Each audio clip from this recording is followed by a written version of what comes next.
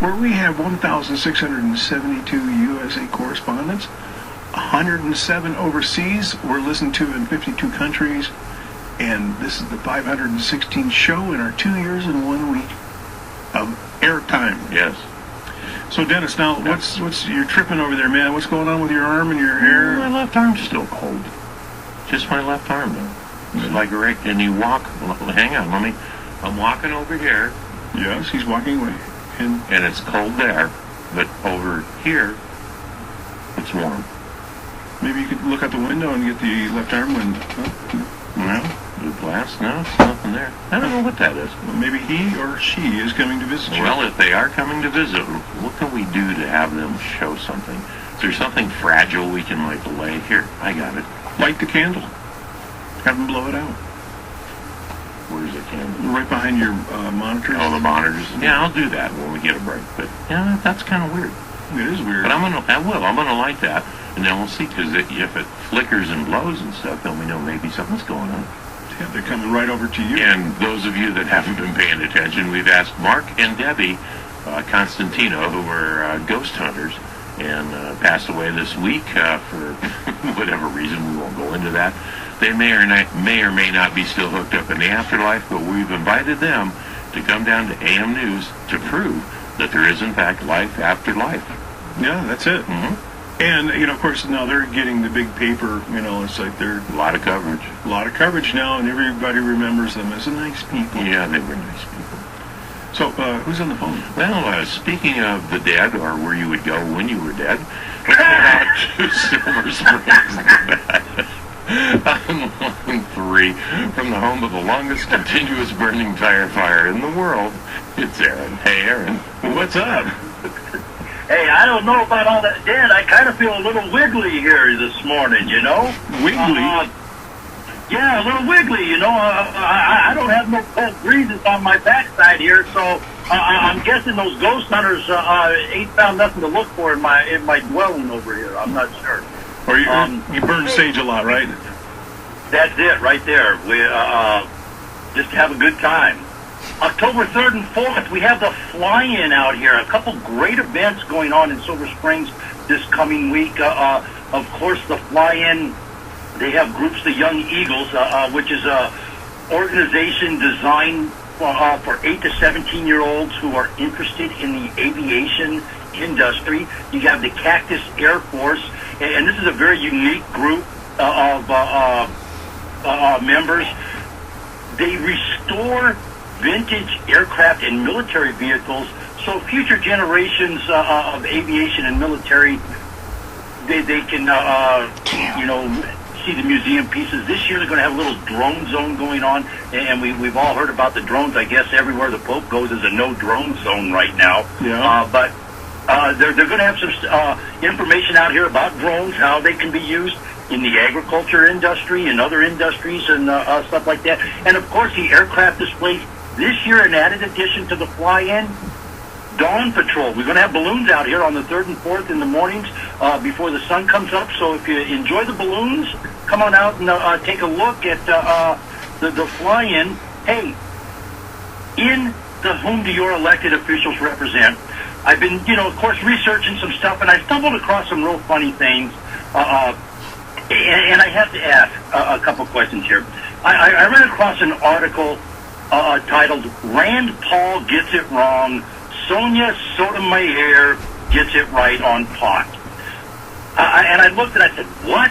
Wait a minute. How did the guy that penned the article, Kevin Sabet, S-A-B-E-T, if I butchered the pronunciation there, I apologize, Kevin, but this is a professional anti-pot propagandist, if you will. The gentleman carries a PhD, and when you see the name PhD after the thing, the first thing everybody's going to think, of course, is, oh, the guy's a doctor. Well, his PhD is in public policy. It has nothing to do with medicine, science, or anything of that nature. His PhD is in public policy. He has made a very lucrative living selling propaganda. He wrote this article, and the article had a comment, and this is where I started researching, that since Colorado legalized marijuana, death-related accidents from marijuana smokers rose 38%. Poppycock, there's no such number anywhere. I can find nothing in Colorado, and I have, there's other people have come out against this article and said this guy is blowing smoke.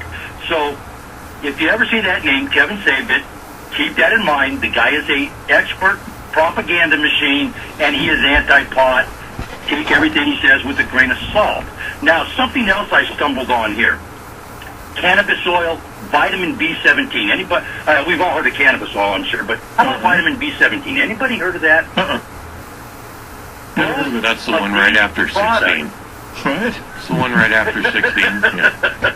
Seriously, we're talking pot here. Don't bug us. No, I'm hungry. Hey, but both of these products, your cannabis oil and vitamin B17, have been proven to destroy cancer cells. This is really important here that everybody catches that. Cannabis oil, vitamin B17, destroy cancer cells. In fact, there's no mystery here. There's no fiction or anything going on. Now, my question, whom do your elected officials represent, ladies and gentlemen? Why has the FDA banned both of these substances? Because they don't like pot. Good question. Maybe that's it. I don't know. But we have two naturally, organically produced products that destroy cancer cells, yet Monsanto's untested products go directly into our food supply. I'm not grasping that concept. Now, the FDA has banned both these substances.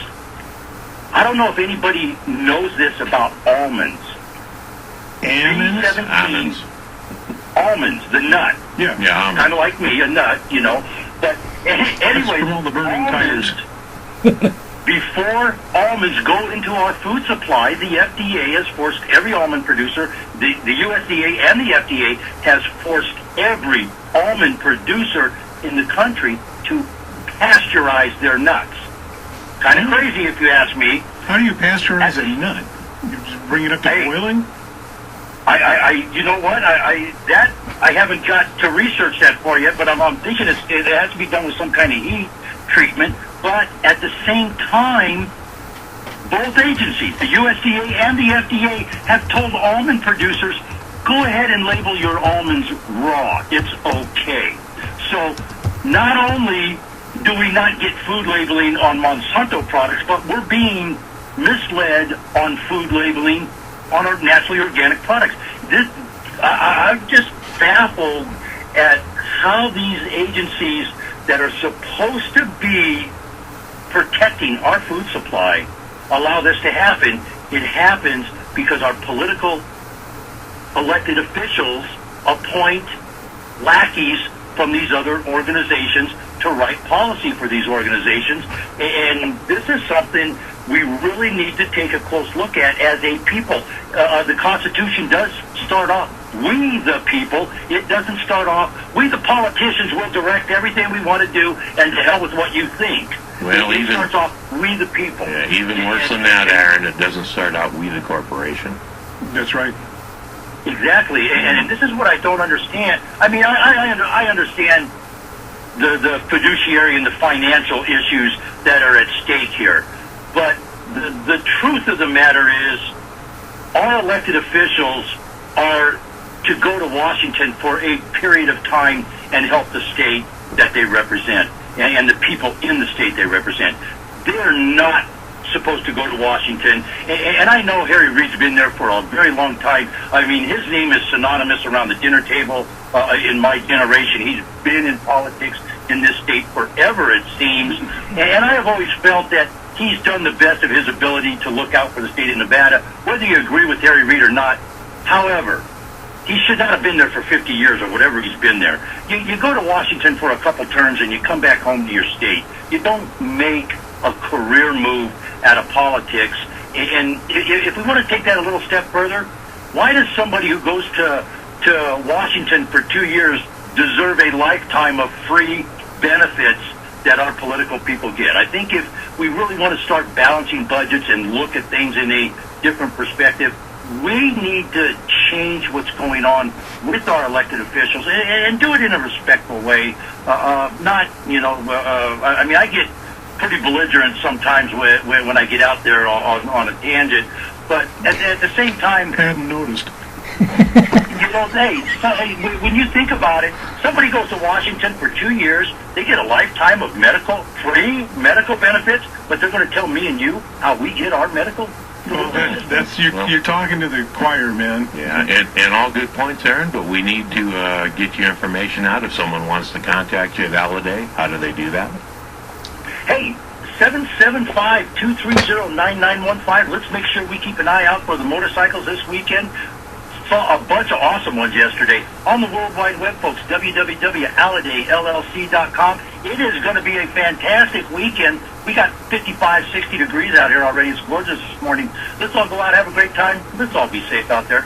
All right. All righty, that's Aaron from Silver Springs, Nevada, where all the zombies go to congregate. That's it.